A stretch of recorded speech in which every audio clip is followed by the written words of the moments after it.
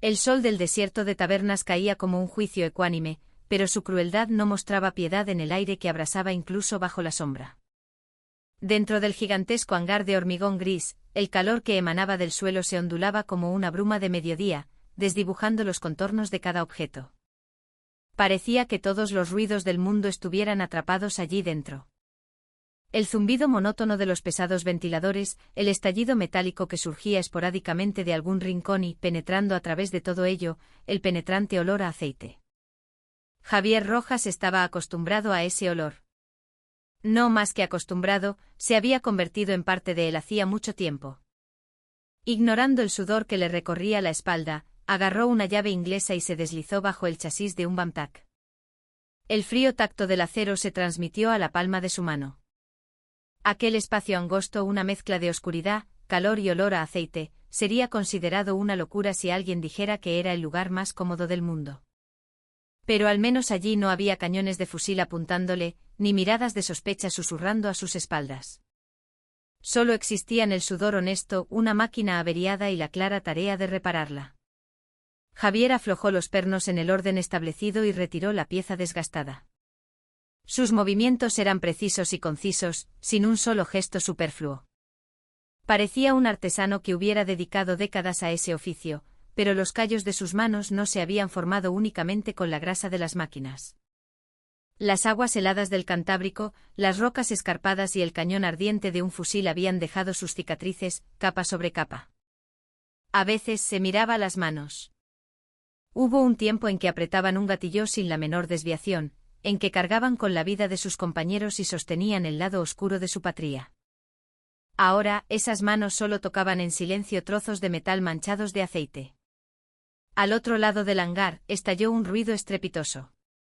Eran los gritos enérgicos de los soldados que, tras finalizar su entrenamiento, salían en tropel de un camión. Javier detuvo su trabajo por un instante. Rostros jóvenes cubiertos de polvo y sudor. La arrogancia juvenil que emanaba de sus ojos, el orgullo y el agotamiento. Él conocía todo aquello. En otro tiempo él también había sido uno de ellos. O más bien, había estado en un lugar más alto, en una oscuridad más profunda. Fuerza de Guerra Naval Especial. Solo el nombre bastaba para helar el corazón. Allí, había sido el jefe de equipo más joven, una leyenda viva. 100% de éxito en sus misiones. El fantasma que no conocía el fracaso. Pero en su última misión, lo perdió todo. Compañeros, honor e incluso la razón para vivir. El recuerdo de aquel día le cruzó la mente como un relámpago. La oscuridad cenagosa, el olor a pólvora y el último aliento de un compañero. Apretó los ojos con fuerza. El pasado lo perseguía como un espectro. Por eso huyó. Borró su nombre, su nacionalidad, su pasado, y se escondió en el rincón más apartado de esta inmensa base militar, en la penumbra del taller de mantenimiento. La gente solo lo conocía como el mecánico callado y habilidoso de Oriente. Y eso era suficiente. Volvió a apretar la llave inglesa en su mano. Tenía que olvidar. Ya no era el fantasma. Era Javier Rojas, un simple mecánico. Fue entonces cuando las colosales puertas del hangar se abrieron y un estruendo que ahogaba todos los demás sonidos inundó el lugar. Javier salió de debajo del Bamtac y miró hacia la fuente del ruido. Algo transportado en un enorme tráiler estaba entrando. Era un tanque. Pero no se parecía a ningún otro carro de combate que hubiera visto. Su superficie estaba cubierta por una extraña aleación de color negro que parecía absorber la luz, y su forma general era una extraña armonía de ángulos afilados y curvas suaves. Parecía un monstruo antiguo rescatado de las profundidades marinas, o una estructura desconocida de un planeta alienígena. Todos los mecánicos e ingenieros a su alrededor dejaron lo que estaban haciendo y se congregaron a su alrededor. En sus rostros se mezclaba la admiración, la curiosidad y una profunda frustración. Javier observó la escena desde lejos. Sabía que aquel era el quebradero de cabeza del centro de investigación, el proyecto problemático que llevaba meses sumiendo en la desesperación a decenas de ingenieros de élite.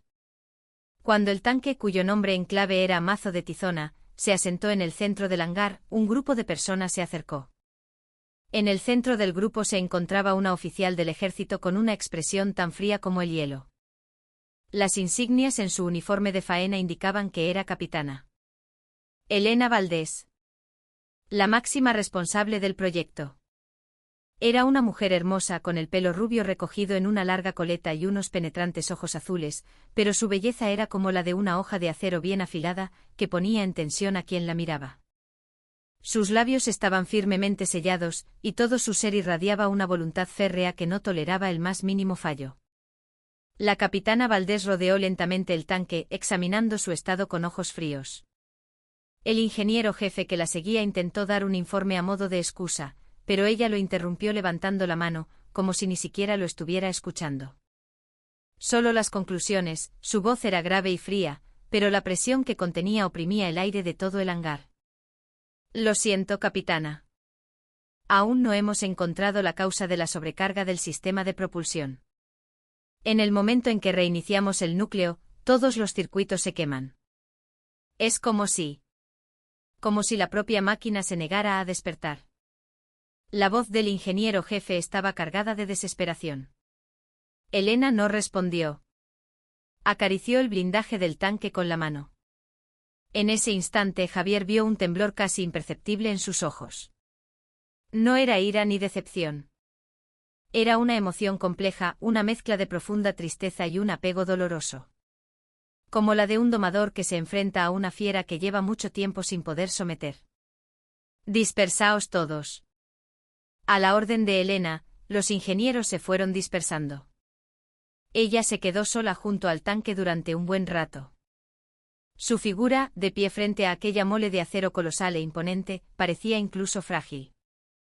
Javier regresó en silencio a su puesto de trabajo y se limpió las manos grasientas con un trapo. Aquello no era asunto suyo. Aquella no era su guerra. Pero el destino no parecía tener intención de dejarle en paz. Durante los días siguientes, el hangar se llenó de una atmósfera de derrota. Los mejores expertos lo intentaron, pero el mazo de Tizona permaneció en silencio como un trozo de hierro. El presupuesto se había agotado y la presión de los superiores era cada vez mayor. Y finalmente, la tarde en que la última prueba fracasó, todo estalló. Cuando todos los intentos resultaron en vano y un silencio desolador se apoderó del hangar, la capitana Elena Valdés finalmente explotó.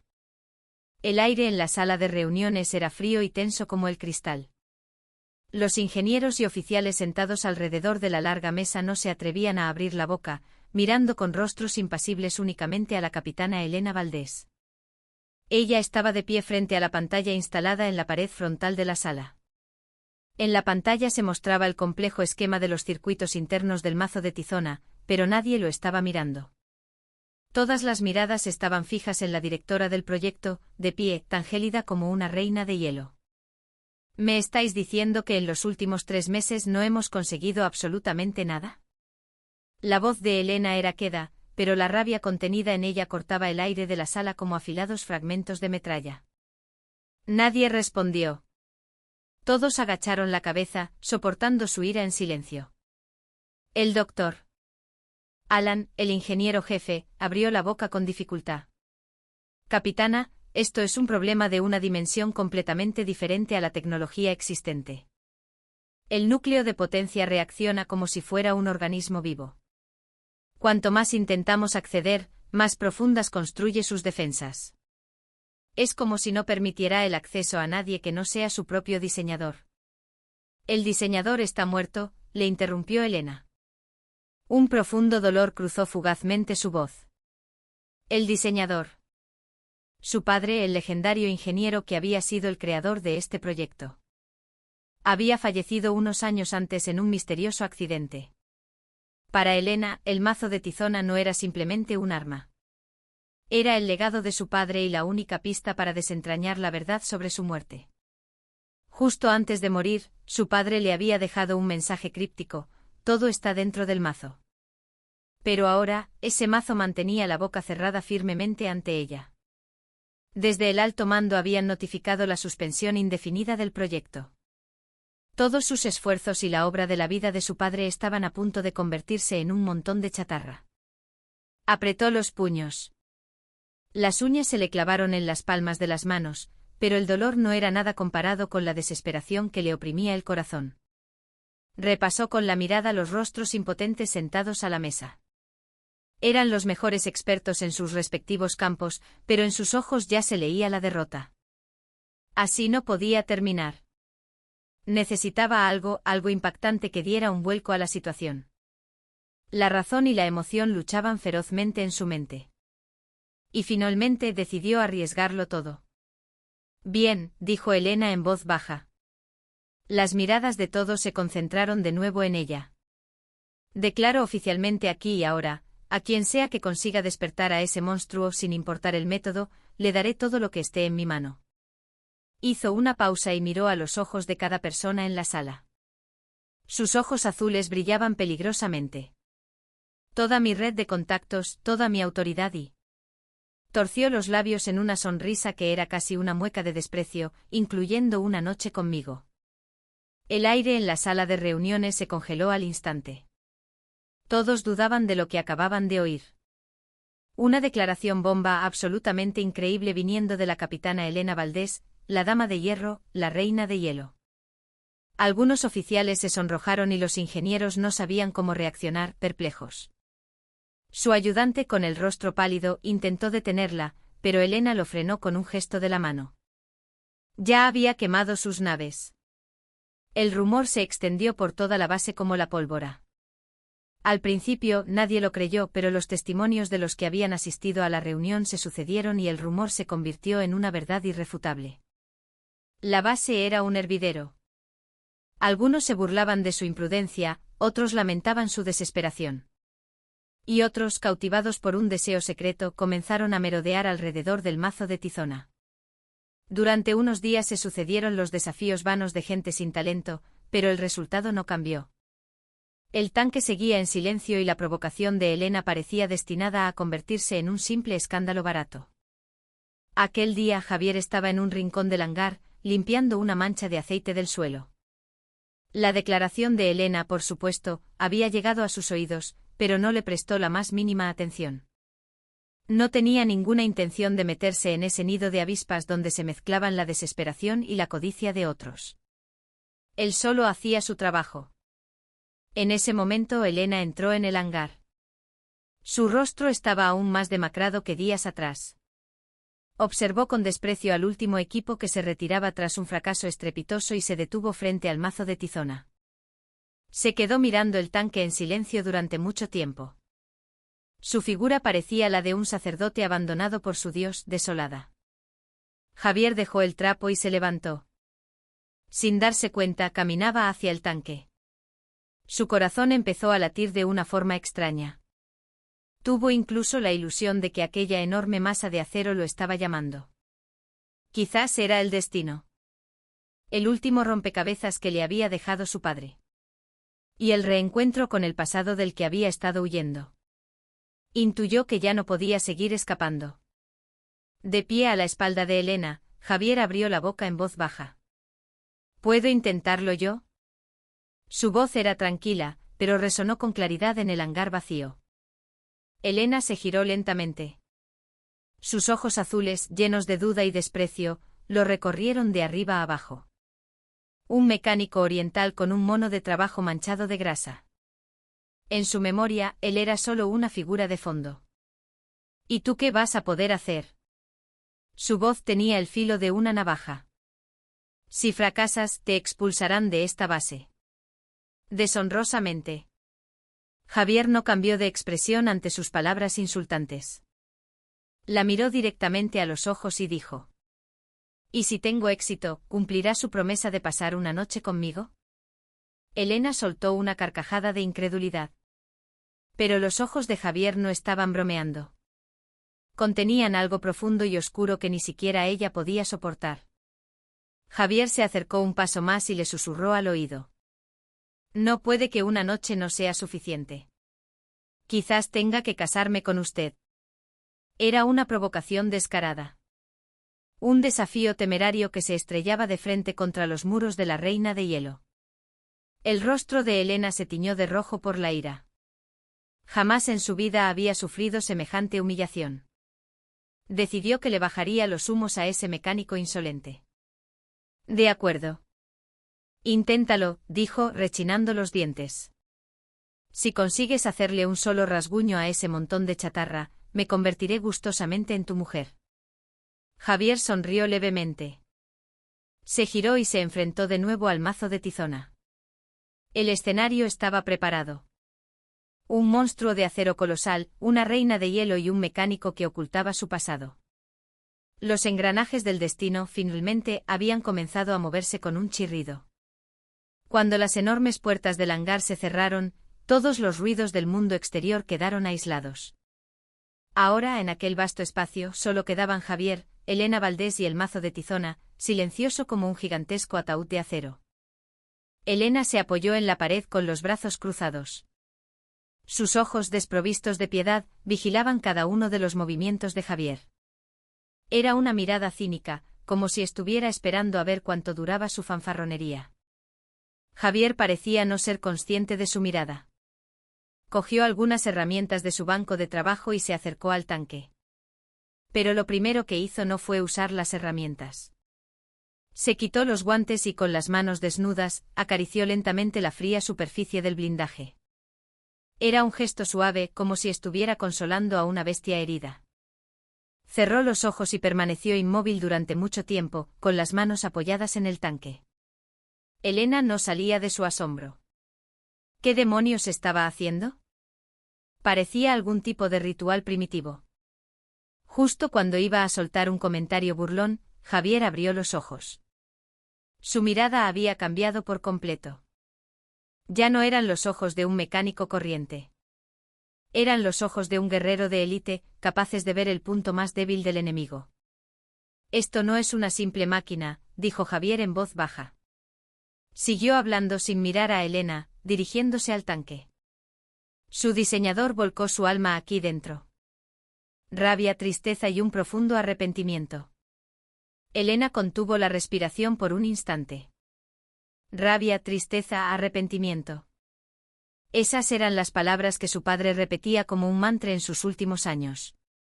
¿Cómo demonios lo sabía este hombre? Javier no dio más explicaciones y pasó a la acción. Sus movimientos eran fluidos, naturales. Se acercó a la escotilla blindada de la unidad de potencia principal, la misma que decenas de ingenieros no habían podido abrir. Sin siquiera mirar el complejo mecanismo de cierre, comenzó a presionar puntos específicos del blindaje con una secuencia y presión precisas, como si estuviera introduciendo una contraseña que conocía desde hacía mucho tiempo. Con un clic, la pesada escotilla se abrió suavemente. Los ojos de Elena se abrieron de par en par. Aquel era un sistema de bloqueo biomecánico múltiple que solo su padre, el diseñador, podía abrir. Era imposible forzarlo desde fuera, solo respondía a la secuencia y el ritmo diseñados. Durante los últimos meses, habían intentado abrir esa escotilla por todos los medios, pero fue inútil. ¿Y ahora este mecánico la había abierto con unos simples toques? Javier metió la parte superior de su cuerpo por la escotilla. Dentro cientos de cables de fibra óptica y complejos circuitos de energía se entrelazaban como capilares. Los equipos anteriores habían utilizado todo tipo de equipos de alta tecnología para analizar estos cables, pero en el momento en que tocaban uno, el núcleo desconectaba todos los sistemas. Sin embargo, el enfoque de Javier era diferente. No usó ningún equipo. Sacó un estetoscopio, se lo puso en los oídos y acercó el otro extremo al centro del núcleo de potencia. Luego cerró los ojos y se concentró en el sonido. El leve zumbido de la corriente, el choque de las partículas de energía, la frecuencia de vibración única del sistema. Estaba escuchando el lenguaje de la máquina. Como un médico auscultando a un paciente, estaba escuchando los latidos del corazón de acero. ¿Cuánto tiempo pasó? Javier se quitó el estetoscopio y cogió el destornillador más fino. Luego, entre los cientos de cables, extendió la mano hacia uno solo. No era rojo ni azul, sino un discreto cable gris. Sin tocar el conector del cable, giró media vuelta un diminuto tornillo en el circuito auxiliar que corría a su lado. En ese instante una vibración grave y profunda recorrió todo el hangar. Una tenue luz comenzó a encenderse en el interior del mazo de tizona. El sistema estaba despertando. Elena no podía creer lo que veía. Meses de fracaso se estaban revirtiendo en apenas una hora, por las manos de aquel mecánico. Sin darse cuenta, se acercó al tanque. ¿Cómo lo has hecho? Ese circuito no tiene nada que ver con el suministro de energía, es un circuito de reserva. Javier salió de la escotilla y se limpió las manos con un trapo. El corazón humano no solo tiene arterias principales. A veces un pequeño capilar invisible mantiene el equilibrio de todo el sistema. Este tanque está diseñado a la perfección. Pero el diseñador dejó deliberadamente un pequeño desequilibrio, como su firma. Probablemente como último mecanismo de seguridad para evitar que el tanque fuera controlado por manos ajenas. Al estimular la arteria principal con un exceso de energía, el corazón simplemente se paraba. Yo solo he desatascado un poco el capilar que estaba bloqueado. Su explicación sonaba más filosófica que técnica. Pero el resultado demostraba que tenía razón.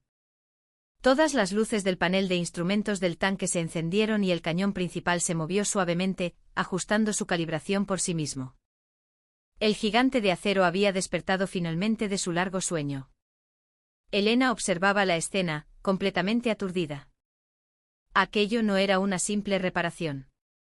Era una comunión. Era el resultado de comprender perfectamente la intención del diseñador y comunicarse con la máquina. Este hombre no es un simple mecánico. ¿Quién es?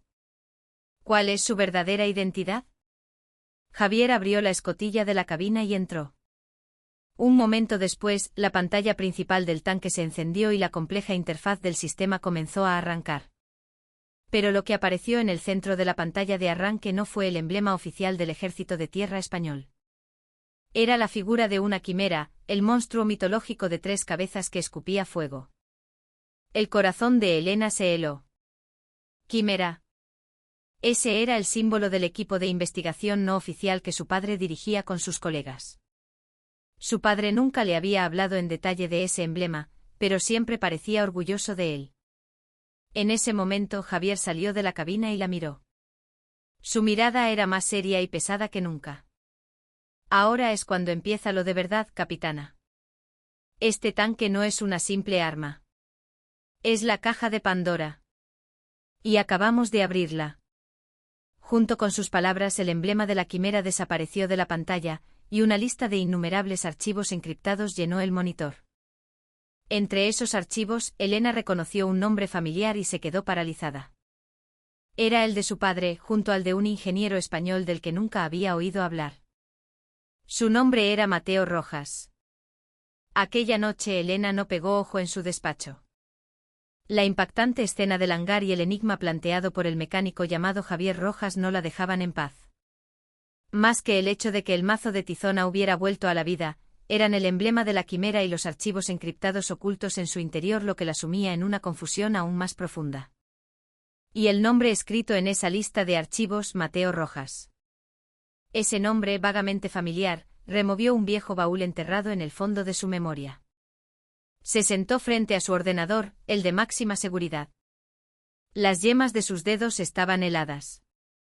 Normalmente habría informado a sus superiores y seguido los procedimientos reglamentarios, pero esta vez no podía hacerlo.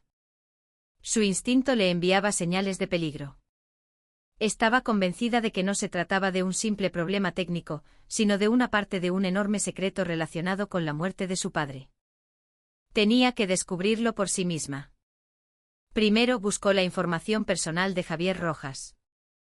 Su expediente en la base era increíblemente normal y limpio. Nacido en Madrid, de familia humilde, había aprendido mecánica y conseguido un trabajo como mecánico civil en una base del ejército. No había nada destacable en su currículum. Pero eso mismo levantaba aún más sospechas.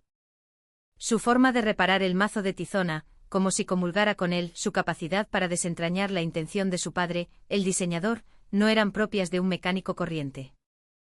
Ese expediente tenía que ser falso. Elena sobrepasó su nivel de autorización y comenzó a acceder a las capas más profundas de la base de datos del Ministerio de Defensa. Atravesó varias capas de cortafuegos y explotó las lagunas de los protocolos de intercambio de información con países aliados. Tras horas de lucha, finalmente logró acceder al archivo de gestión de personal especial de las Fuerzas Armadas Españolas. Buscó el nombre de Javier Rojas. Aparecieron decenas de homónimos, pero ninguno era el que buscaba. Cuando estaba a punto de rendirse, cambió de estrategia. Tenía que buscar por otra pista. Buscó el nombre del ingeniero español que figuraba en la lista de archivos del tanque, Mateo Rojas. Entonces apareció un único archivo. El doctor Mateo Rojas, ingeniero jefe del Instituto Nacional de Técnica Aeroespacial.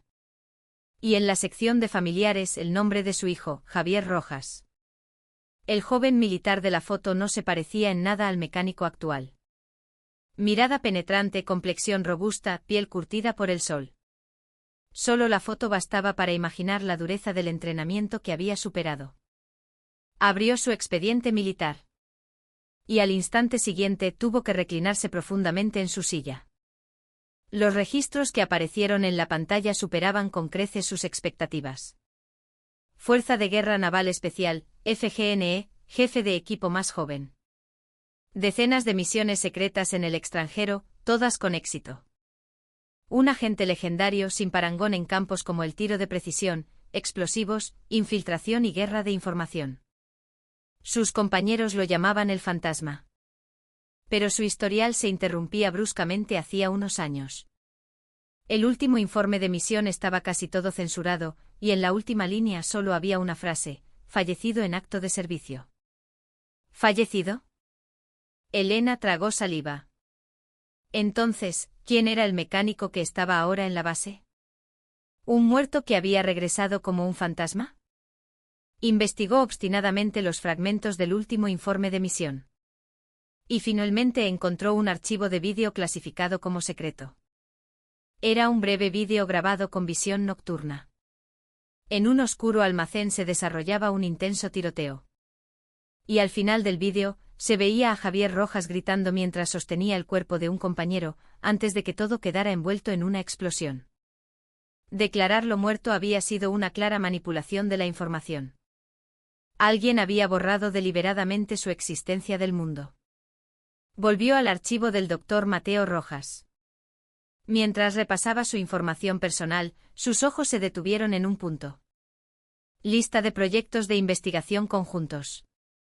Allí había un nombre de proyecto familiar, Proyecto Quimera. Y el nombre del socio estadounidense que participaba, Dr. Richard Valdés. Su propio padre. Todas las piezas empezaron a encajar. Su padre y el padre de Javier eran colegas. Ambos investigaban algo juntos bajo el nombre de Quimera. El mazo de Tizona debía de ser el resultado. Y ambos habían muerto en circunstancias misteriosas. El doctor Rojas en un incendio en su laboratorio, y su propio padre de un repentino ataque al corazón. Pero ahora, nada de eso parecía un accidente o una enfermedad. Era muy probable que fueran asesinatos planeados. Entonces, ¿por qué Javier Rojas se había infiltrado en esta base ocultando su identidad? La respuesta era clara. Había regresado para vengar a su padre y para desentrañar la verdad de Quimera. Y la llave de esa verdad dormía dentro del mazo de Tizona. Elena se sujetó la cabeza, confundida. El legado de su padre, al que había dedicado su vida a completar, era en realidad la caja de Pandora en el centro de una enorme conspiración.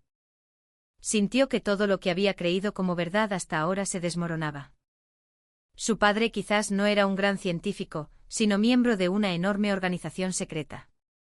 Y ella, sin saberlo, había abierto la puerta de ese secreto junto con el hijo de su enemigo. Miró por la ventana. El cielo del desierto, al amanecer, se teñía de un rojo sangre. Tenía que tomar una decisión. ¿Ignorarlo todo y proteger su propia seguridad? ¿O unir fuerzas con este hombre peligroso para descubrir la verdad sobre la muerte de su padre? Se levantó y salió de su despacho. Sus pasos se dirigían, sin dudarlo, hacia el hangar. El hangar, al amanecer, estaba en silencio.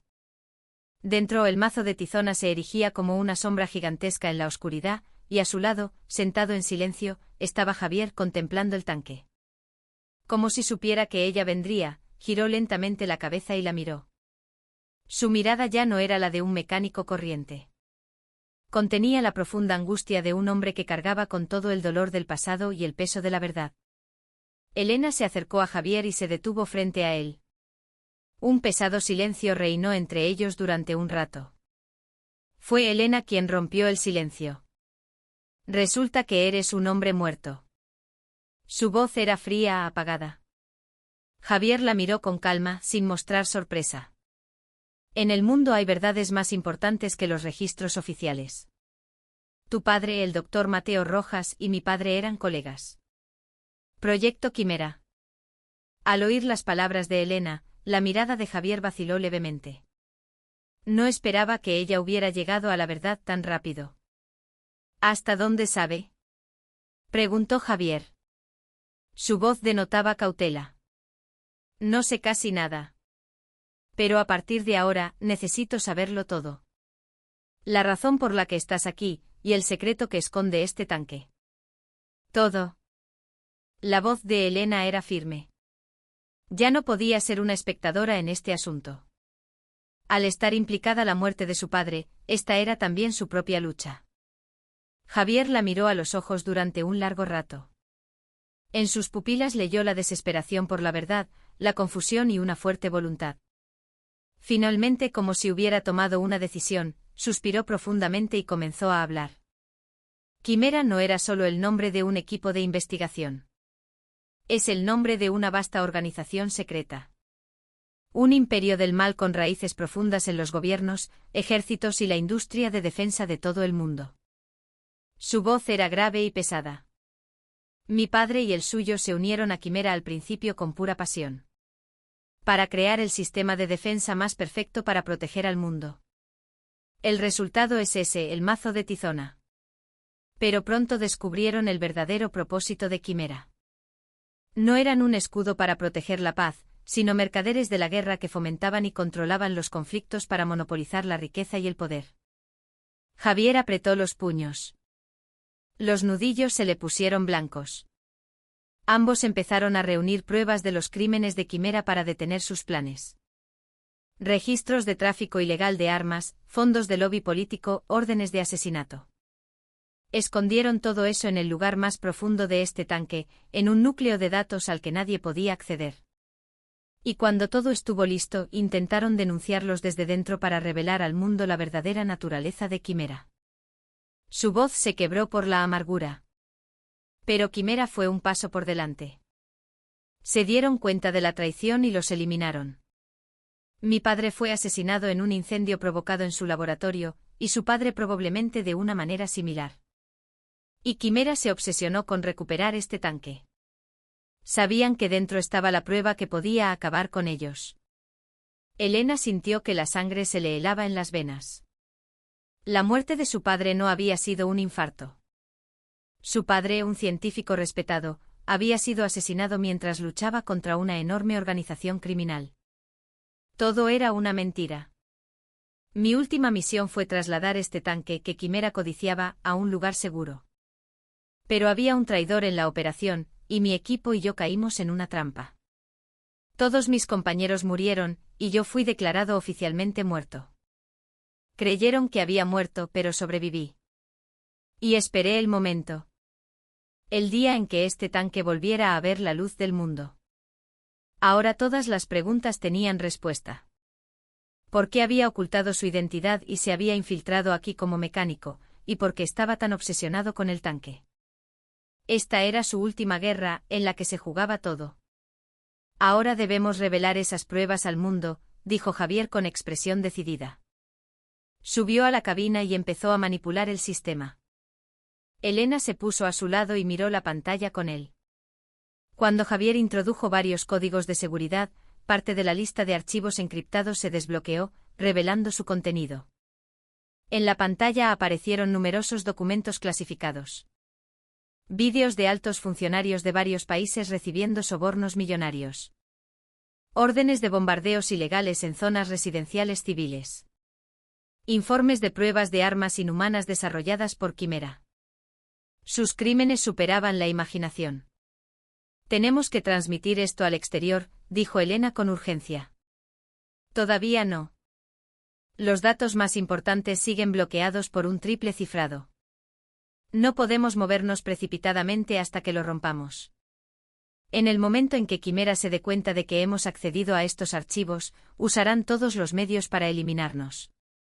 Justo cuando Javier terminaba su advertencia, una estridente alarma sonó en todo el hangar. Luces rojas parpadearon, señalando una situación de emergencia. Toda la base estaba siendo bloqueada. Maldita sea. Demasiado tarde, masculló Javier en voz baja. Una marca roja apareció en el registro de acceso de la pantalla.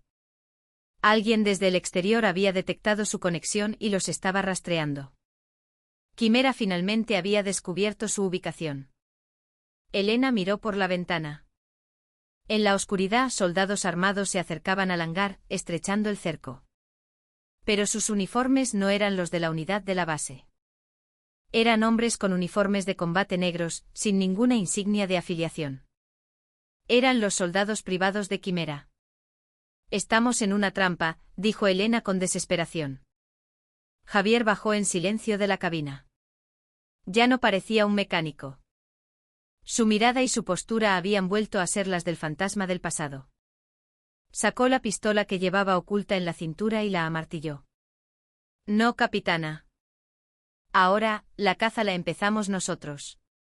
Se giró hacia Elena y le dijo.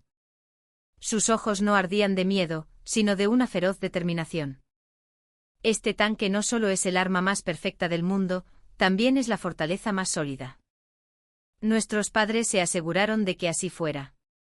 Antes de que terminara de hablar, la pesada puerta de acero del hangar fue destrozada por una explosión. Desde la oscuridad, decenas de cañones de fusil comenzaron a escupir fuego hacia ellos. Las balas llovían como un torrente de luz. Las columnas de hormigón se desmoronaban y el equipo cercano saltaba en pedazos soltando chispas. Javier se lanzó arrastrando a Elena con él, para ponerse a cubierto detrás del mazo de tizona. El pesado blindaje del tanque era su único escudo.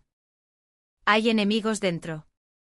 Es imposible que una fuerza tan grande se mueva tan rápido sin ayuda interna, dijo Elena, jadeando. El cerco era perfecto y no se veía ninguna vía de escape. Toda la base se había convertido en una trampa mortal para ellos. ¿Quién le ordenó venir aquí? ¿Quién aprobó este proyecto y la nombró responsable? Preguntó Javier con agudeza. En la mente de Elena apareció el rostro de una persona. Su superior directo, el general Álvaro Serrano, que la apreciaba y confiaba en ella. También era un viejo amigo de su padre. ¿Sería posible? El general Serrano. Pero no puede ser. Él quería a mi padre como a un hermano. Ante Quimera, ni la sangre ni la amistad significan nada, la voz de Javier era fría como el hielo. Vio a un hombre armado con un fusil acercándose por un ángulo muerto y, sin dudarlo, apretó el gatillo. Un solo disparo. El hombre cayó sin siquiera soltar un grito. Su puntería seguía intacta. La situación era desesperada. El número de enemigos era incontable y su potencia de fuego abrumadora. Si se quedaban escondidos detrás del tanque, acabarían atrapados y muertos. Javier tenía que tomar una decisión. Solo hay una manera, dijo mirando a Elena. Es imposible abrirse paso hasta la puerta principal. Pero la pared del tercer hangar es relativamente vulnerable. Tenemos que romper esa pared y escapar al desierto. ¿Estás loco? ¿Cómo vamos a romper esa pared? La respuesta está bajo nuestros pies. Javier sonrió y señaló el mazo de tizona. Elena entendió su intención y se quedó horrorizada. ¿Vas a moverlo? Apenas hemos hecho pruebas de funcionamiento. Si el núcleo se detiene, estaremos acabados. No hay otra opción. Tenemos que confiar en el talento de nuestros padres. Javier no dudó más y saltó a la cabina del tanque. Elena lo siguió. Al cerrarse la escotilla, el sonido de los disparos del exterior se atenuó como por arte de magia. Dentro del tanque reinaba el silencio. Los dedos de Javier se movieron rápidamente sobre el panel de control. Sistema de propulsión activado. Sistema de armamento en línea. Sistema de puntería enlazado. Todo se hizo en un instante. Agárrese fuerte, capitana. Con las palabras de Javier, el tanque comenzó a rugir como una bestia colosal. El característico zumbido de baja frecuencia del sistema de propulsión electromagnética hizo vibrar el chasis. El tanque no tenía ruedas ni orugas, flotaba ligeramente sobre el suelo gracias a la levitación magnética. Los enemigos se quedaron perplejos. Cuando el monstruo de acero, que había estado en silencio, comenzó a moverse de repente, concentraron todo su fuego en él.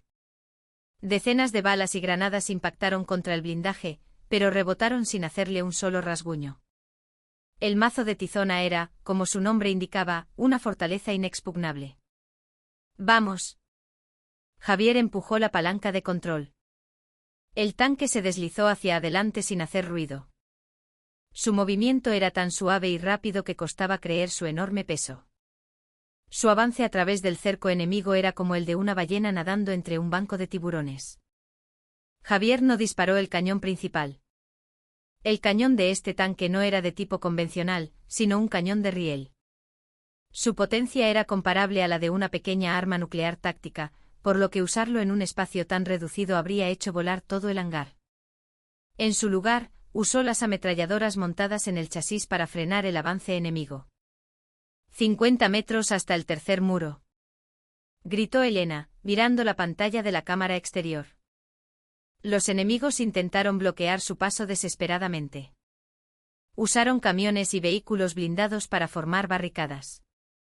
Qué ingenuos si creen que pueden detenernos con esto, dijo Javier para sí. No redujo la velocidad. El mazo de Tizona embistió las barricadas como un toro de acero. Con un estruendo, los camiones y blindados se arrugaron como papel y salieron despedidos.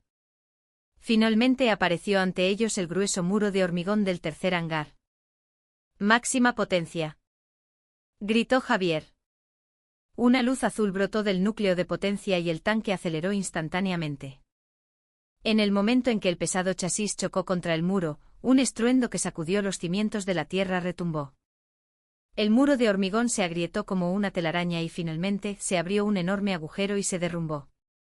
Entre el polvo y los escombros apareció el mazo de Tizona.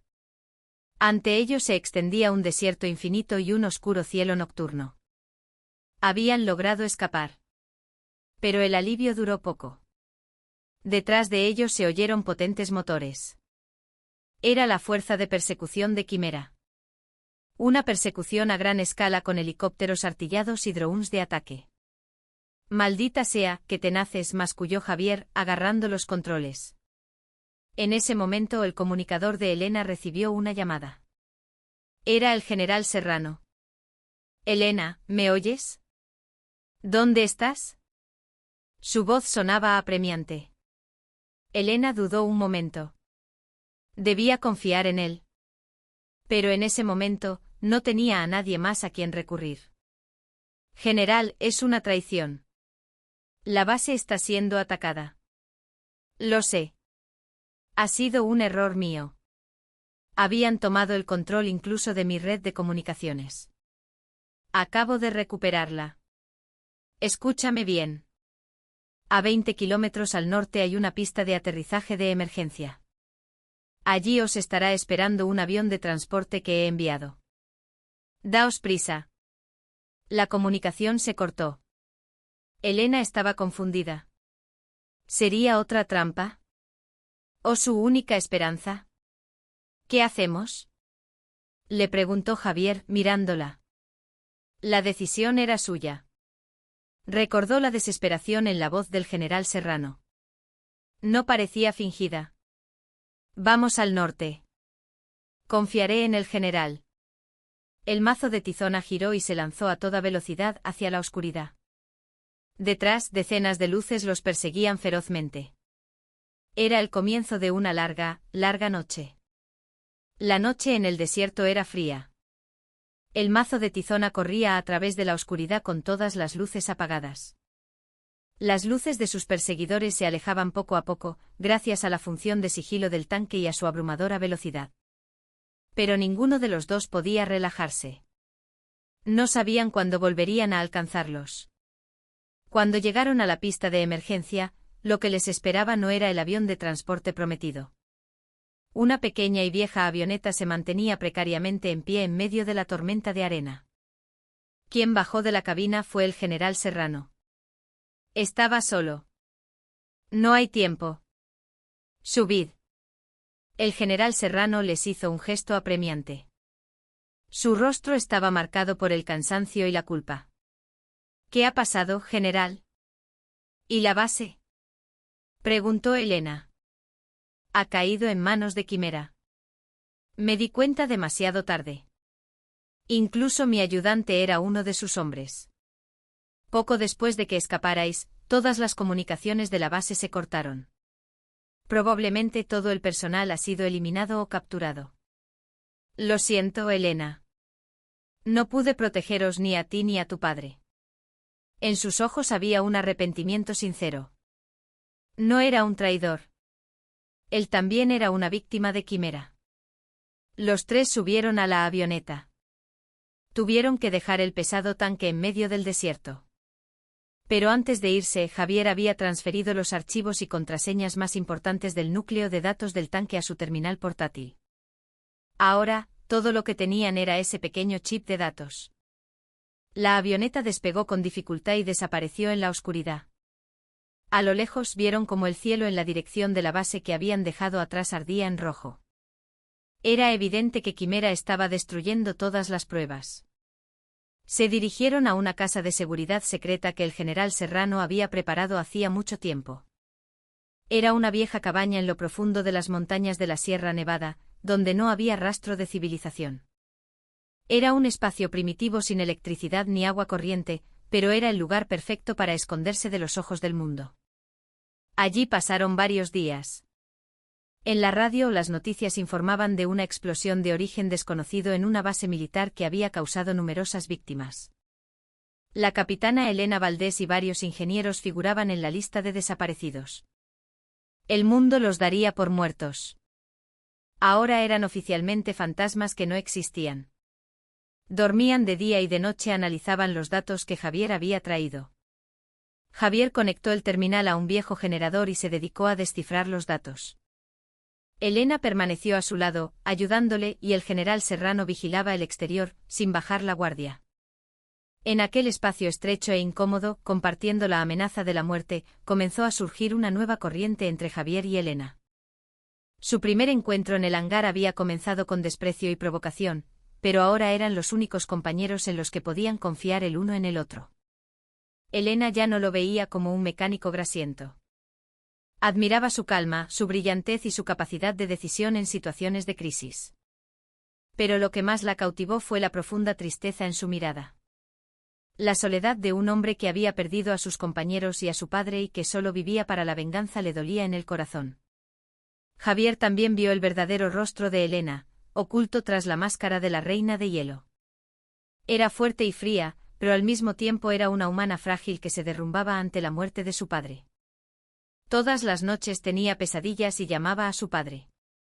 Cada vez que eso sucedía, Javier se sentaba a su lado en silencio y la velaba hasta que se volvía a dormir.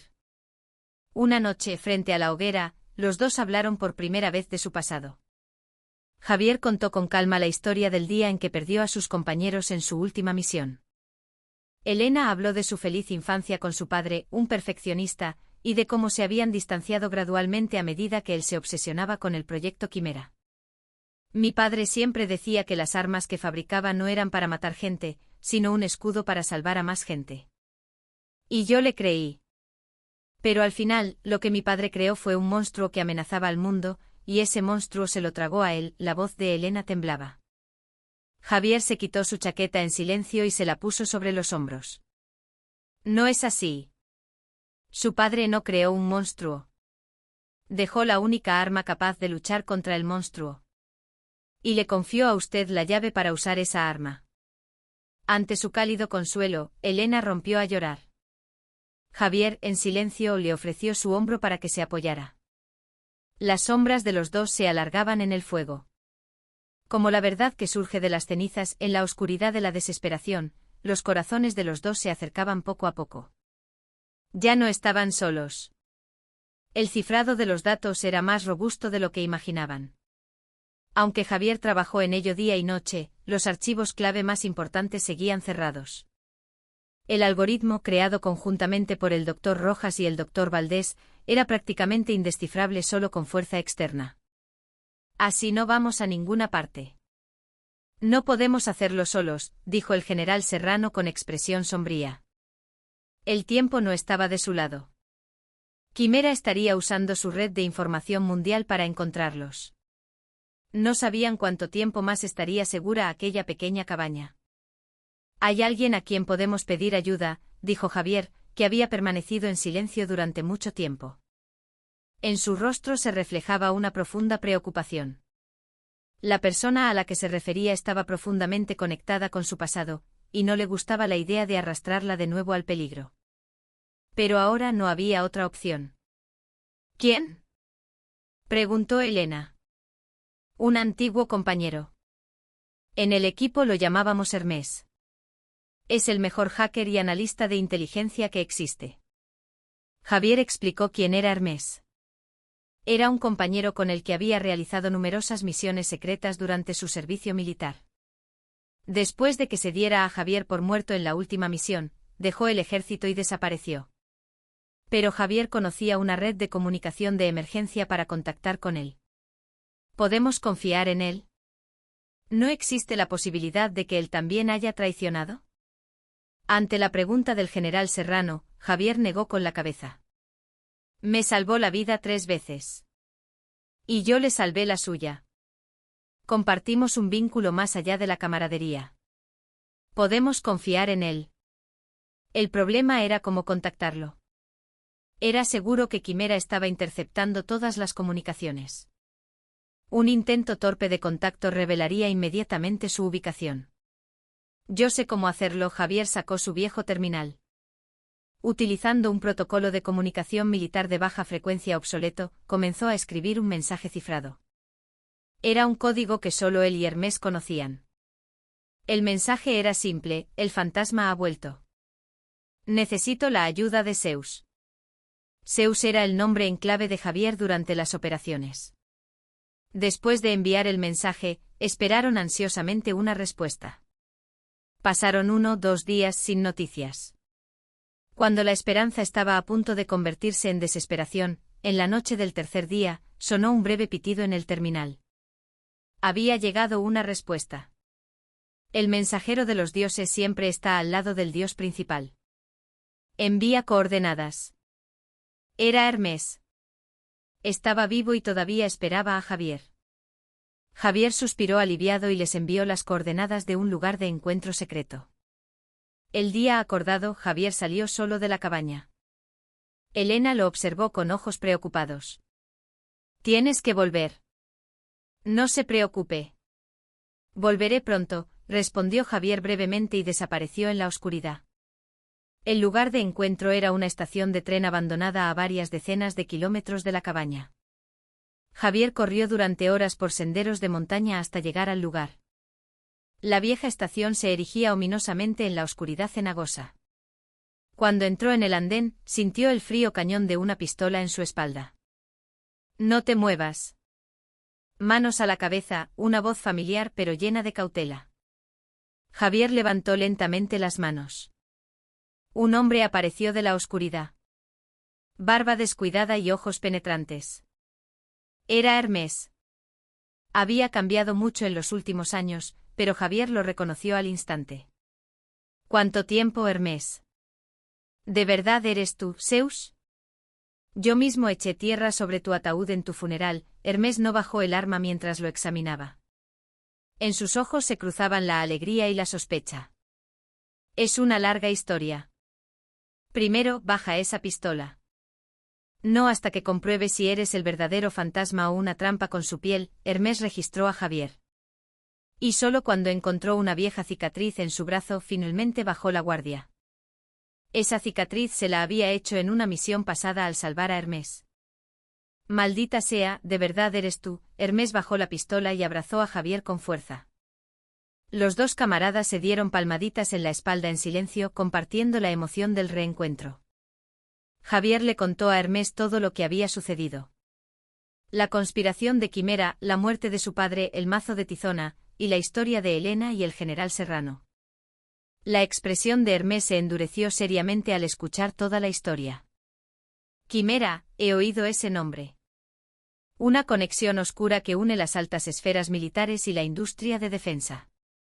Todos los que intentaron desentrañar su verdadera naturaleza murieron en extrañas circunstancias. Me alegro de que estés vivo, pero ahora eres el objetivo de los tipos más peligrosos del mundo. Por eso necesito tu ayuda. Descodifica estos datos. Aquí dentro está la prueba para derribar a Quimera. Javier le entregó el terminal de datos. Hermés tomó el terminal y lo conectó a su portátil. Sus dedos comenzaron a bailar frenéticamente sobre el teclado. Durante horas en la estación abandonada, solo se oyó el sonido de las teclas. Finalmente los movimientos de Hermés se detuvieron.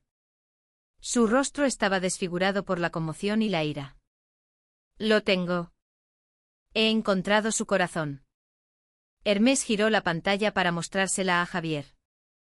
En la pantalla apareció la foto de un hombre. Un hombre caucásico de aspecto distinguido.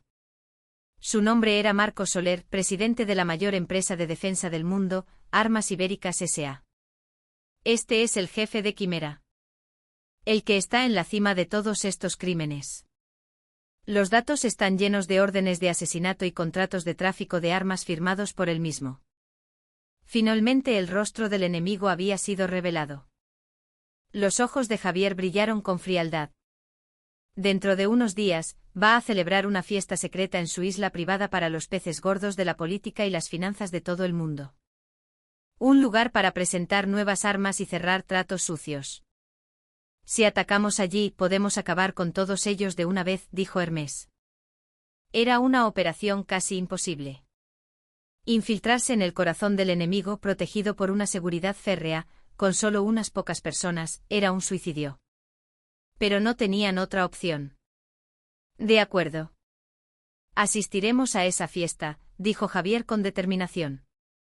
La última caza del fantasma estaba a punto de comenzar. De vuelta en la cabaña, Javier y Hermés explicaron toda la situación al general Serrano y a Helena. Al saber que el jefe de Quimera era Marcos Soler, el general Serrano se quedó estupefacto. Marcos Soler era el socio más importante del Ministerio de Defensa y, de cara al público, era conocido como un empresario benévolo. Que él estuviera detrás de todo. Es cierto que en casa del herrero cuchillo de palo, murmuró el general Serrano con desolación. Ahora su objetivo estaba claro. Infiltrarse en la fiesta secreta organizada por Marcos Soler y allí mismo, revelar al mundo las pruebas de los crímenes de Quimera.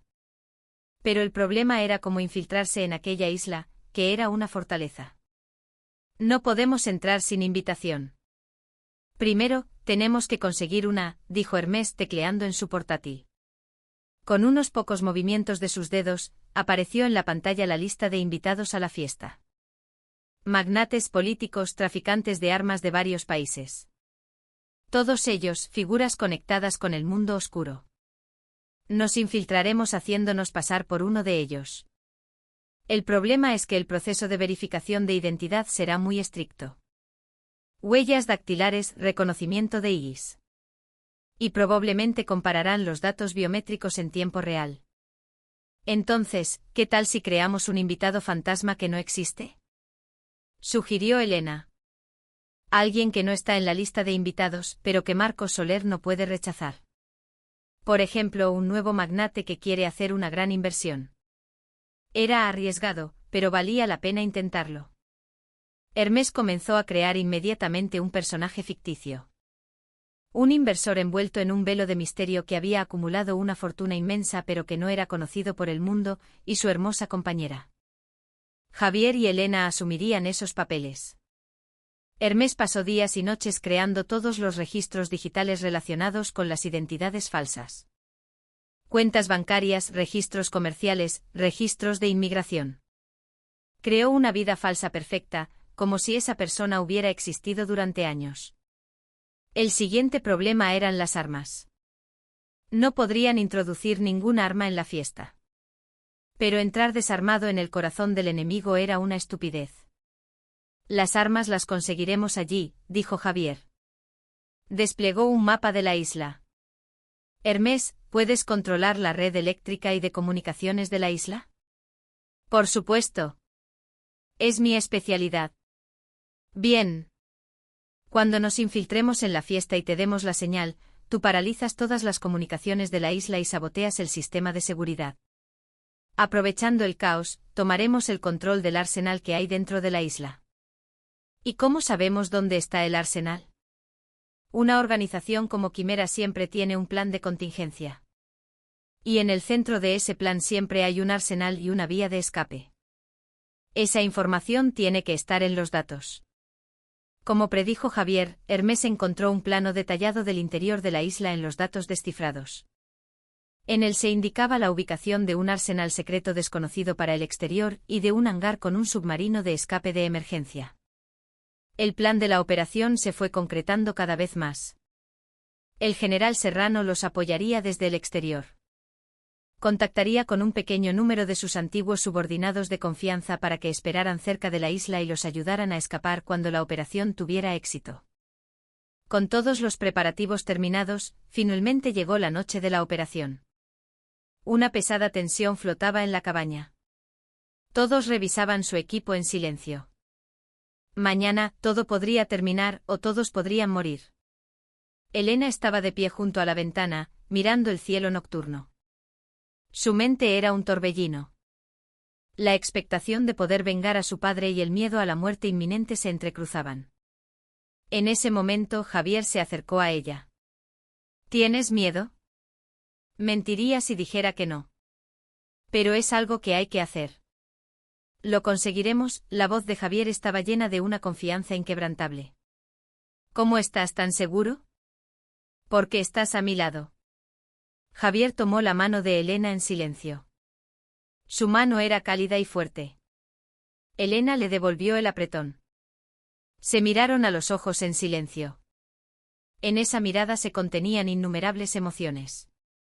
Compasión, confianza y algo más.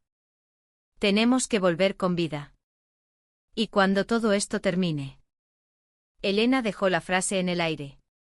Cuando todo esto termine, quizás tenga que casarme con usted, dijo Javier, recordando sus palabras en el hangar, y sonrió levemente.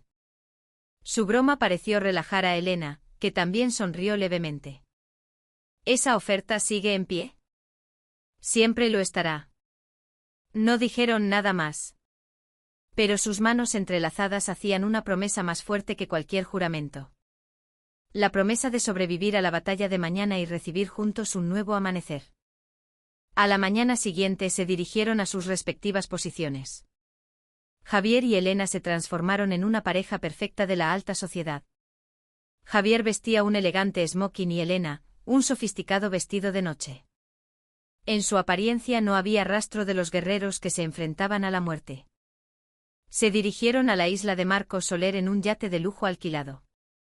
La última travesía hacia el ojo del huracán había comenzado. La isla de Marcos Soler tenía las dos caras del cielo y el infierno. Desde lejos parecía un paraíso terrenal, con un mar de color esmeralda, playas de arena blanca y frondosos bosques. Pero a medida que se acercaban a la isla, una red de seguridad invisible parecía oprimir todo el cuerpo. Radares de última generación, detectores de sonar y drones submarinos vigilaban los alrededores de la isla con una seguridad férrea. Cuando el yate en el que viajaban Javier y Elena entró en la ruta designada, una lancha patrullera armada se acercó rápidamente. Guardias de seguridad con uniformes negros subieron al yate y los escudriñaron con ojos afilados. ¿Tienen invitación? Somos gente que podría convertirse en sus nuevos socios comerciales, respondió Javier con naturalidad, usando la identidad falsa creada por Hermes. Su tono y su comportamiento eran los de un nuevo rico arrogante y seguro de sí mismo. El guardia de seguridad no abandonó su mirada de sospecha y comenzó a verificar sus identidades. Fue un proceso meticuloso que escaneó el iris, las huellas dactilares e incluso el patrón de las venas. Javier y Elena se tensaron por un momento, pero los datos creados por Hermes eran perfectos. Pasaron todos los procedimientos sin problemas. Bienvenidos. Les acompañaremos al lugar de la fiesta, la actitud de los guardias de seguridad se volvió cortés. Llegaron al muelle de la isla y se dirigieron al edificio principal donde se celebraba la fiesta en un carrito de golf privado. El edificio era una enorme mansión de cristal situada en el punto más alto de la isla. A través de los cristales se veían lujosas lámparas de araña, obras de arte carísimas y las figuras de los poderosos de todo el mundo. La fiesta era un baile de máscaras donde hervían todo tipo de hipocresía y codicia. La gente sonreía elegantemente y chocaba sus copas de champán, pero sus ojos brillaban, buscando el valor de los demás y sus puntos débiles. Javier y Elena se mezclaron entre ellos con naturalidad. «Esto parece un nido de víboras», susurró Elena en voz baja.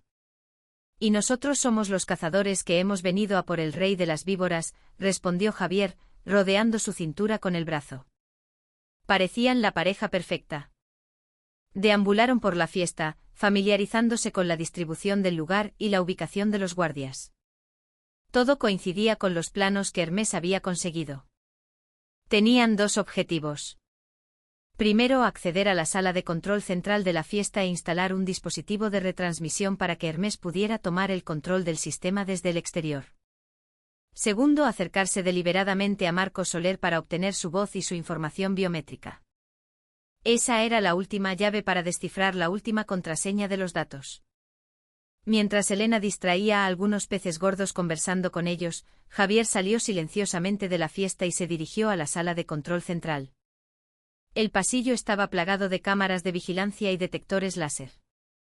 Pero él se movió como un fantasma, esquivando toda la red de vigilancia. Frente a la sala de control había dos guardias. Javier apareció de la oscuridad sin hacer ruido, los neutralizó en un instante y los escondió. La sala de control estaba llena de docenas de monitores. Javier, siguiendo las instrucciones de Hermés, instaló un pequeño dispositivo de retransmisión en un lugar discreto. Todos los preparativos estaban listos. Regresó a la fiesta. Nadie se dio cuenta de su ausencia. Ahora solo quedaba acercarse a Marcos Soler. Un momento después, todas las luces de la fiesta se centraron en el escenario. Tras la presentación del maestro de ceremonias, apareció Marcos Soler. Con una sonrisa benévola y una actitud relajada, agradeció a los presentes. Su discurso estuvo lleno de palabras hipócritas sobre la paz y la prosperidad de la humanidad. Cuando terminó el discurso, Marcos Soler bajó del escenario y comenzó a saludar a la gente. La oportunidad era ahora. «Déjamelo a mí», le susurró Elena a Javier. Se acercó a Marcos Soler con paso elegante. Su belleza destacaba incluso en aquella fiesta. «Señor Soler, su discurso ha sido muy inspirador». Marcos Soler se interesó por la hermosa mujer que se le acercaba. «Gracias, bella dama. No recuerdo haberla visto antes». «¿Cuál es su nombre?» «Es un honor que un hombre de su talla se interese por una novata como yo», Elena sonrió seductoramente mientras continuaba la conversación con él. Un escáner en miniatura oculto en su vestido recogía toda su información biométrica, tono de voz, ritmo cardíaco, temperatura corporal. Marcos Soler parecía completamente cautivado por su encanto, disfrutando de la conversación sin ninguna cautela. En ese momento los ojos de Marcos Soler se dirigieron a Javier, que estaba detrás de Elena. Su mirada se agudizó por un instante. Su acompañante parece un hombre de pocas palabras. Su cara me resulta familiar. El corazón de Javier dio un vuelco. ¿Habían sido descubiertos? Pero no cambió de expresión y se acercó a Marcos Soler, inclinando la cabeza. Mi silencio es parte de mi encanto, supongo. He oído mucho sobre su reputación, señor Soler. Espero que pronto podamos volver a vernos como buenos socios comerciales. Javier chocó deliberadamente su copa de vino con la de Marcos Soler. En ese breve instante un sensor especial integrado en su anillo recogió la información del ADN de Soler. Todo era perfecto. Un tipo interesante, Marcos Soler pareció no sospechar más y volvió a sonreír afablemente. Tras completar su misión, Javier y Elena se retiraron discretamente a un rincón de la fiesta. Javier envió una señal a Hermés a través de su comunicador de oído. Zeus en posición. Que empiece el espectáculo. Se oyó la respuesta de Hermés. El mensajero de los dioses, listo para recibir las órdenes de Zeus. En 10 segundos empiezan los fuegos artificiales. Ya no había vuelta atrás. El gran baile de máscaras llegaba a su fin y la sangrienta fiesta de verdad estaba a punto de comenzar. Javier y Elena se miraron a los ojos y asintieron en silencio. Cuando la cuenta atrás de Hermes terminó, toda la isla se sumió en la oscuridad. Las ostentosas lámparas de araña y todas las luces de la fiesta se apagaron al unísono, y ni siquiera la energía de emergencia funcionó. Fue un apagón total. La fiesta se convirtió en un caos. Se mezclaron los gritos de la gente y los gritos de pánico. Tranquilos todos. Es solo un apagón. Gritó Marcos Soler en la oscuridad, pero su voz se perdió en la confusión. Sus guardaespaldas lo rodearon rápidamente para evacuarlo. Este era el momento que Javier y Elena habían estado esperando. Aprovechando la oscuridad, utilizaron el movimiento de los guardaespaldas en su contra para dirigirse al arsenal secreto. Hermes había tomado el control total del sistema de seguridad de la isla. Las cámaras de vigilancia quedaron inutilizadas y todas las redes de comunicación quedaron interrumpidas. 3 minutos para llegar al arsenal. Tenéis que llegar antes de que los guardias restablezcan el sistema de emergencia manualmente, se oyó la voz de Hermes a través del comunicador. Los dos corrieron a través de la oscuridad sin dudarlo. Sus movimientos no eran los de unos simples invitados a una fiesta. Eran los movimientos rápidos y eficientes forjados por años de entrenamiento. La puerta del arsenal era de acero grueso, pero Hermes ya había desactivado la cerradura. Al entrar, aparecieron todo tipo de armas de última generación. Javier y Elena eligieron con familiaridad el equipo de combate y las armas que les convenían. Se deshicieron del smoking y del vestido. Los elegantes invitados a la fiesta habían desaparecido, y en su lugar había 2 fríos guerreros. Cuando terminaron de armarse, se oyeron pasos apresurados fuera del arsenal. El equipo de élite de Marcos Soler había localizado su posición. Ahora empieza la verdadera fiesta, dijo Javier cargando su fusil. En el momento en que se abrió la puerta, comenzó un intenso tiroteo. A ambos lados del estrecho pasillo, ambos bandos intercambiaron un fuego feroz. Los guardaespaldas eran superiores en número, pero no eran rivales para Javier y Elena. Los dos se compenetraban a la perfección, cubriéndose mutuamente los ángulos muertos. Mientras uno disparaba para cubrir, el otro flanqueaba al enemigo para neutralizarlo. Sus movimientos eran tan precisos y letales como una sinfonía bien ensayada. Mientras tanto, Hermes libraba su propia guerra. Con la información biométrica de Marcos Soler, había logrado descifrar la última contraseña de los datos. Todas las pruebas de los crímenes de Quimera estaban finalmente listas para ser reveladas al mundo. Comenzó a transmitir los datos simultáneamente a los servidores de los principales medios de comunicación y organizaciones internacionales de todo el mundo. En la fiesta, Marcos Soler gritaba furioso: «Restableced la energía y las comunicaciones de inmediato. Matad a todos los intrusos». Pero sus órdenes se perdieron en el aire. Estaba atrapado en la fortaleza perfecta que él mismo había creado. En ese momento, las grandes pantallas de la fiesta se encendieron al unísono. El apagón había terminado, pero lo que apareció en las pantallas no eran imágenes glamurosas. Eran órdenes de asesinato firmadas por el propio Marcos Soler, vídeos de cámaras ocultas de transacciones de armas ilegales, escenas de experimentos con armas bioquímicas inhumanas. La sucia verdad de Quimera se estaba revelando crudamente ante todos los invitados. En las pantallas apareció la frase «Un regalo de Hermes». La fiesta se sumió de nuevo en el shock y el terror.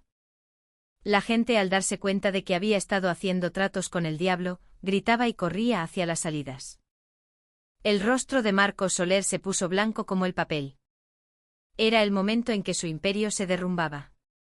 «Esos desgraciados. Atrapadlos ahora mismo», gritó, perdiendo la razón. Después de eliminar a todos los enemigos frente al arsenal, Javier y Elena se dirigieron a la fiesta para capturar a Marcos Soler. El pasillo estaba lleno de cadáveres y casquillos.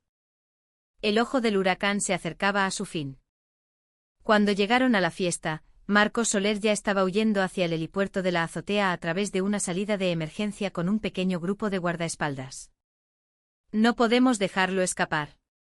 Javier y Elena lo persiguieron. La batalla final tuvo lugar en las escaleras que conducían a la azotea. Los guardaespaldas restantes resistieron desesperadamente, pero no pudieron detener a los dos guerreros, llenos del peso de la verdad y la furia de la venganza.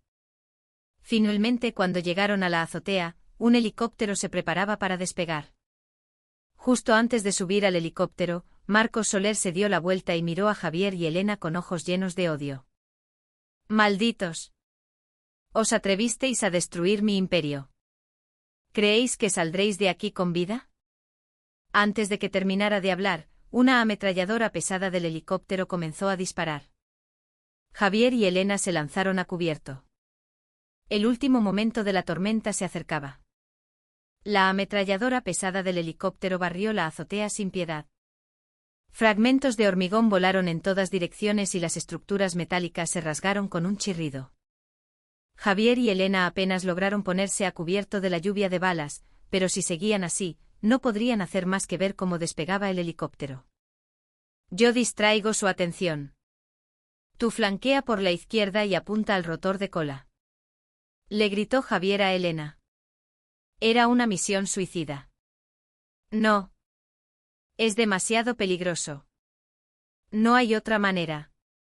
Si lo dejamos escapar, todo habrá terminado. Javier no esperó más respuesta y salió corriendo de su cobertura, devolviendo el fuego. Su fusil escupió fuego manteniendo a raya al artillero del helicóptero. Las balas le rozaron la mejilla y golpearon su chaleco antibalas, pero no se detuvo. Gracias a su sacrificio, Elena tuvo su oportunidad.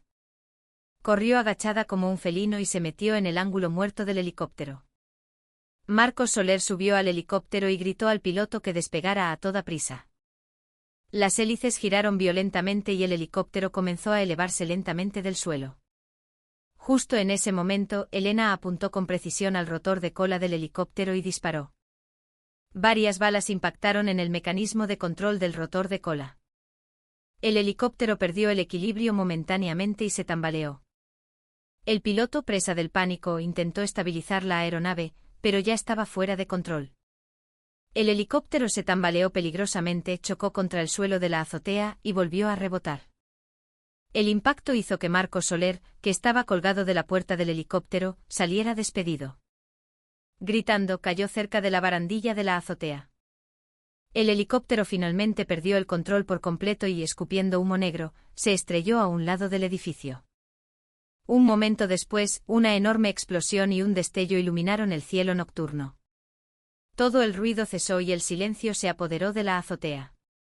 Javier corrió hacia Elena, jadeando. Afortunadamente estaba a salvo. Los dos comprobaron que estaban bien y suspiraron aliviados. En ese momento, con un gemido, Marcos Soler se incorporó. Estaba destrozado por el impacto, pero sus ojos todavía ardían de veneno. Sacó una pequeña pistola de su bolsillo y apuntó a Javier. Por tu culpa. Por culpa de tu maldito padre.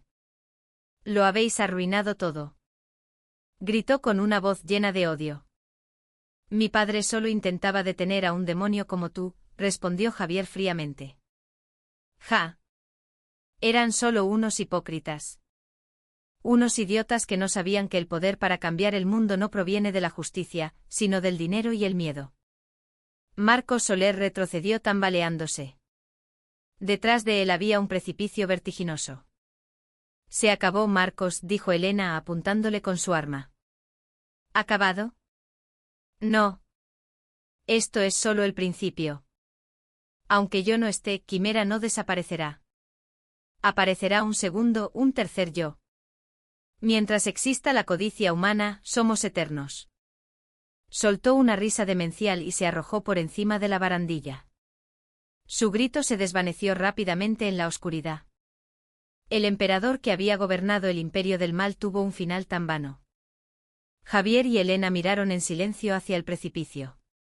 La larga lucha había terminado por fin. Pero más que la alegría de la victoria, sintieron un profundo vacío. Había habido demasiada sangre y sacrificios. En ese momento, entró la comunicación del general Serrano. Lo habéis conseguido. El mundo entero está conmocionado. Los gobiernos de varios países han iniciado investigaciones sobre armas ibéricas. Es hora de salir de ahí. Id a la costa sur de la isla. Mis hombres os estarán esperando. Los dos, reuniendo sus últimas fuerzas, comenzaron a escapar de la isla. Pero el camino para salir no fue fácil. Algunos de los leales a Marco Soler resistieron desesperadamente. Los dos tuvieron que abrirse paso a tiros de nuevo. Durante la huida, Elena recibió un disparo en el costado y Javier resultó herido en el hombro por la metralla de una explosión. Apoyándose el uno en el otro, apenas lograron llegar a la costa acordada. Allí les esperaba una pequeña lancha neumática. Tan pronto como subieron a la lancha, la tensión se desvaneció y perdieron el conocimiento. Lo último que vieron fue la figura del general Serrano saludándolos con la mano y la isla de Marco Soler, envuelta en el caos y las llamas. El gran mal había caído, pero ellos también habían resultado gravemente heridos. La herida no solo estaba en sus cuerpos, sino también grabada profundamente en sus corazones. La conciencia era un barco a la deriva en un mar neblinoso. El olor a desinfectante, el bajo pitido de los equipos médicos y el lejano sonido de las olas. Javier abrió los ojos lentamente. Lo que vio fue el techo blanco de una habitación desconocida. Intentó incorporarse, pero un dolor agudo en el hombro le obligó a volver a tumbarse. No te muevas. La herida aún no ha cicatrizado. Al oír una voz familiar, giró la cabeza y vio a Elena sentada en una silla junto a la cama. Su rostro estaba pálido y demacrado, pero sus ojos estaban vivos. Su costado estaba vendado. ¿Dónde estamos? En un lugar que ha preparado el general Serrano. Una clínica privada en un pequeño pueblo costero. El médico también es un antiguo subordinado del general, así que podemos confiar en él, dijo Elena, secándole el sudor de la frente a Javier. ¿Cuánto tiempo he dormido? Unos 4 días. Pensé que te morías de verdad, el final de su voz tembló ligeramente. Se podía adivinar cuánto se había preocupado por él durante esos días. Los dos se miraron en silencio durante un rato. Las feroces batallas y los tiempos de persecución parecían un sueño lejano. Ya no había disparos que los amenazaran ni enemigos que los persiguieran. Solo una paz tranquila y un dolor terrible eran la realidad. ¿Qué ha pasado en el mundo?, preguntó Javier. El caso Armas. Así lo llaman los medios. El mundo entero está patas arriba. Políticos, militares y empresarios relacionados con Quimera están siendo arrestados en masa. Algunos se suicidan o mueren en extraños accidentes. Se está arrancando la raíz podrida. Elena cogió un periódico que había junto a la cama.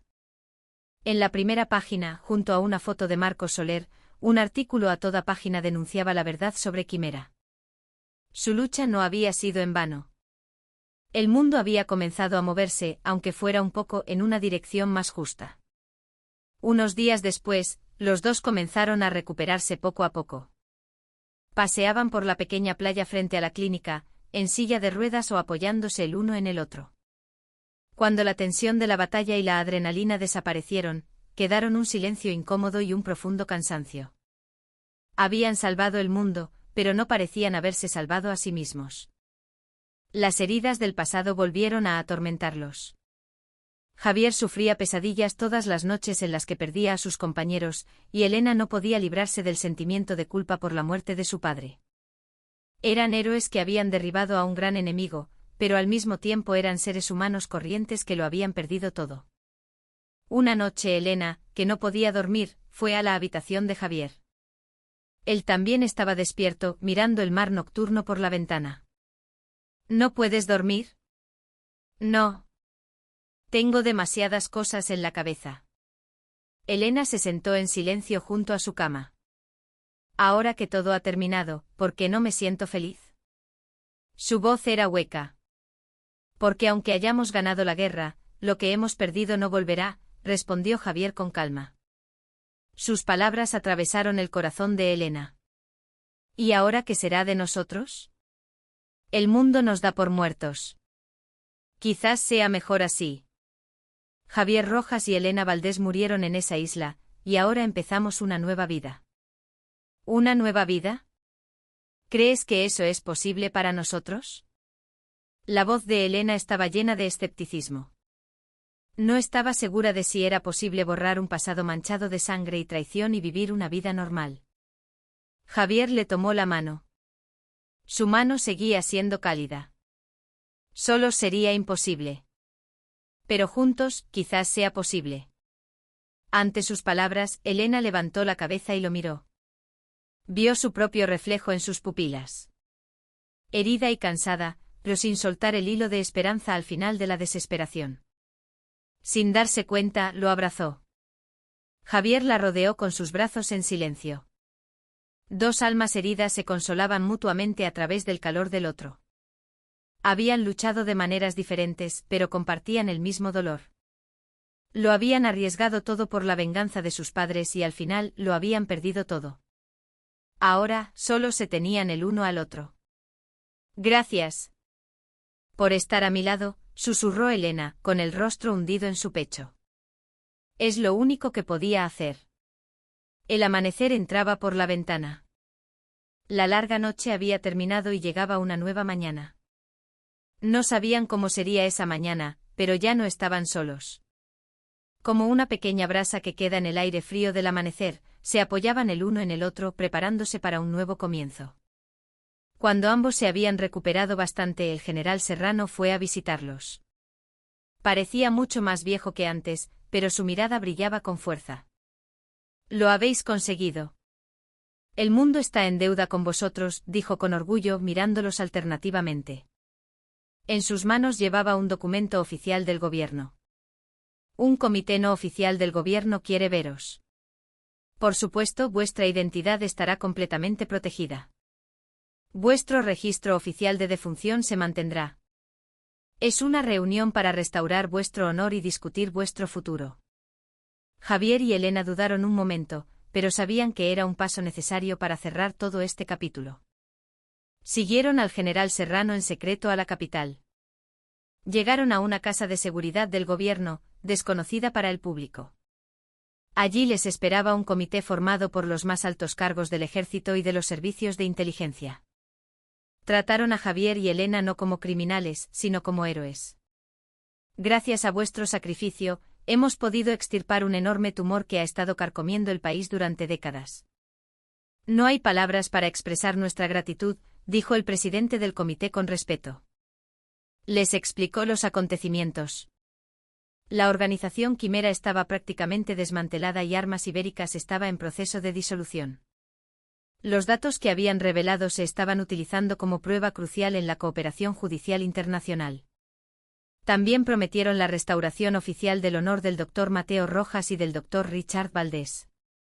Serían recordados en la historia no como víctimas de un desafortunado accidente, sino como héroes que murieron luchando contra un gran mal.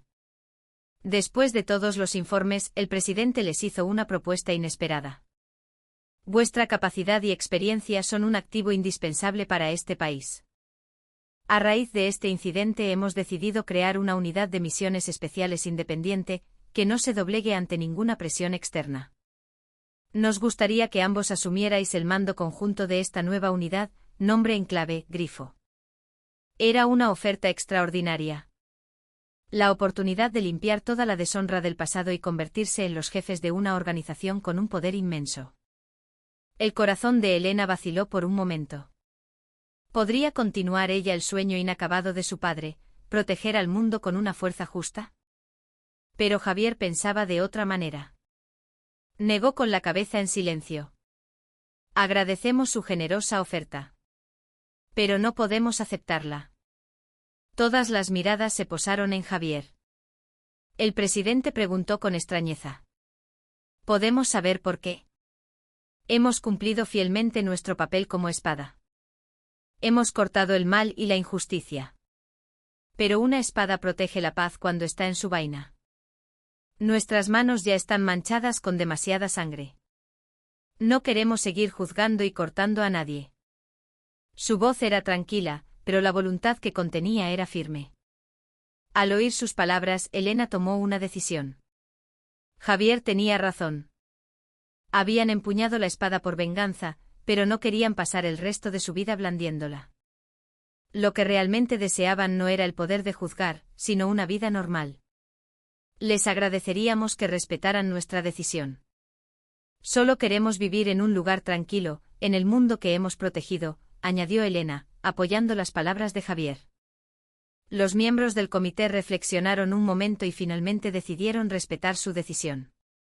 De acuerdo. Si esa es vuestra voluntad, no podemos obligaros.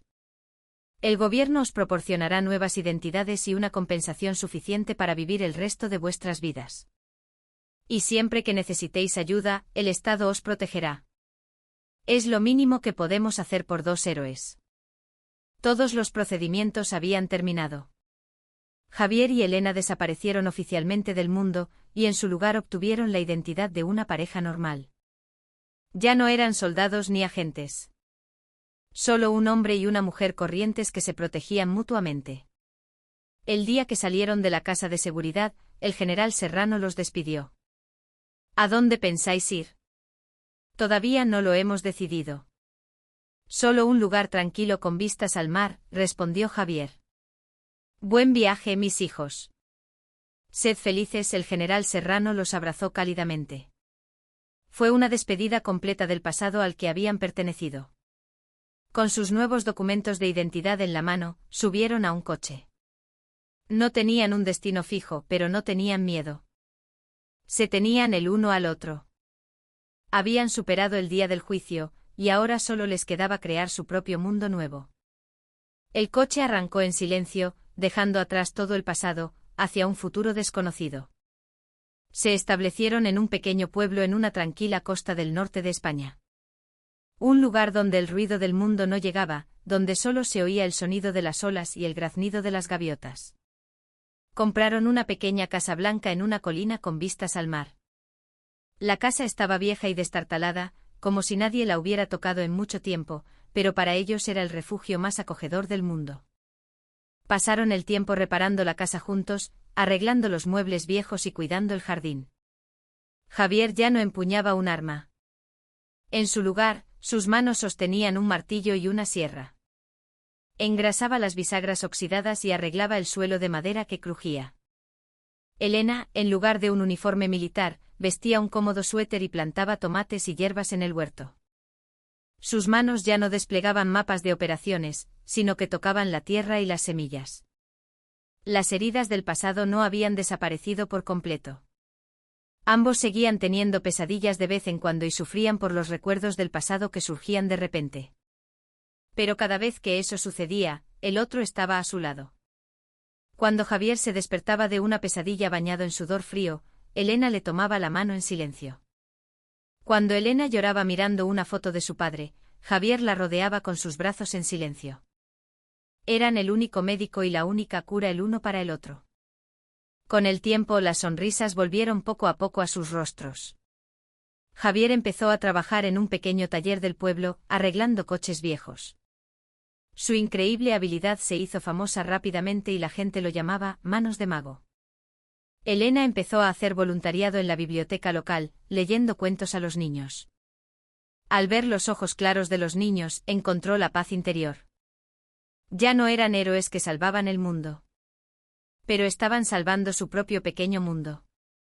Levantando sus corazones destrozados y encontrando la felicidad en la vida cotidiana. Una tarde soleada, Javier y Elena paseaban por la playa frente a su casa.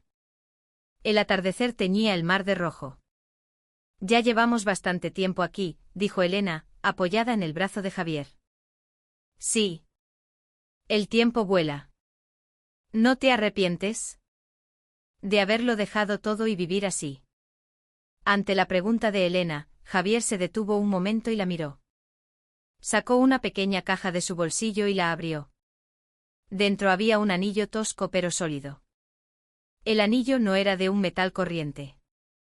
Estaba hecho fundiendo un fragmento del blindaje del mazo de Tizona. Esto es. Los ojos de Elena se abrieron de par en par. Es nuestro pasado. Y también nuestro futuro. Nos conocimos en el interior del acero más duro y frío. Ese acero podría haber dañado a mucha gente, pero al final nos protegió y nos mostró la verdad. Ahora, ese acero protegerá nuestro amor. Javier le puso el anillo en el dedo a Elena con cuidado. El anillo le quedaba perfecto. Me preguntaste si me arrepentía. No me arrepiento ni un solo instante. Estos momentos corrientes contigo son la mayor victoria por la que he luchado toda mi vida. Los ojos de Elena se llenaron de lágrimas.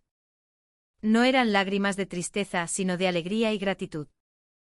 Lo abrazó por el cuello y lo besó en los labios.